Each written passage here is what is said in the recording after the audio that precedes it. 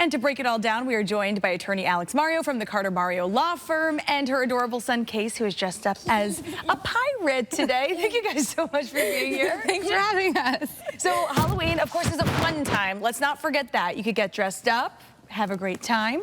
He's wondering, this mic is blocking my seat here. It's a really fun time, yes, of course, but we have to remember that it's a time to be cautious as well.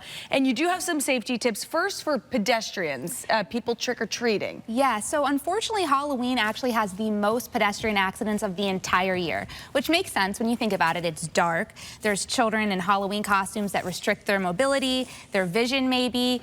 They're on a sugar high. They're not listening probably, and they're darting in and out of the road.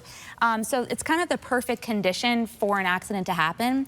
So as a parent, it's good to go over tips with your kid, talk about, like, Case, what do we talk about? What's one of the tips? Don't trip on the stick. Okay, it's a good tip. It's a good tip. I was going a little bit more about not running in the road and watching where you're walking. So, you know, if sidewalk is helpful. And then also if you're driving, be on high alert that there's most likely like a little pirate darting out of a bush somewhere. Right. So, so yeah, for pedestrians, that's something you really want to watch. Uh-oh, where are you going?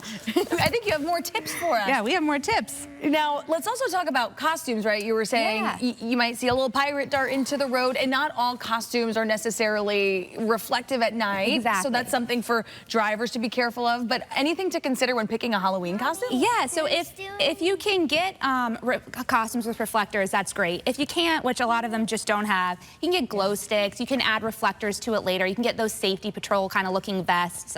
Anything just to kind of bring visibility to your child at night is something that will really help, you know, minimize the potential danger that they could be in. And plus, I would imagine the kids find it fun to glow in the dark, definitely. right? You Case? love glow sticks. You love a glow stick? You're a little reflective with your pirate. What's your favorite candy, Case?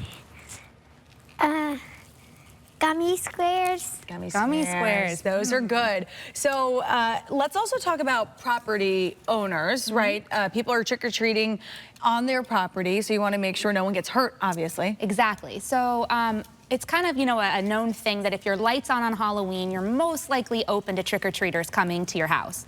So if you're not open to trick-or-treaters, make sure you turn your lights off outside. I'd even add a sign that says no trespassing, you know, no trick-or-treaters welcome. Just be extra safe that you are not welcoming them to your property. If you are welcoming them and you have a light on, make sure that even if you plan on them coming down the pathway that's lit up, they might not. And so if you know of any dangers in your front yard where they might walk, if there's a hole, if there's extension cords, put signs, put lights on them, mark them. You do have a duty to warn. So it's just good to be extra safe. Case, what are some other tips? He's like, I just want my candy. Don't go on the road. Don't go on the road. Yep. That's a good one. That's a good one. You got any other ones?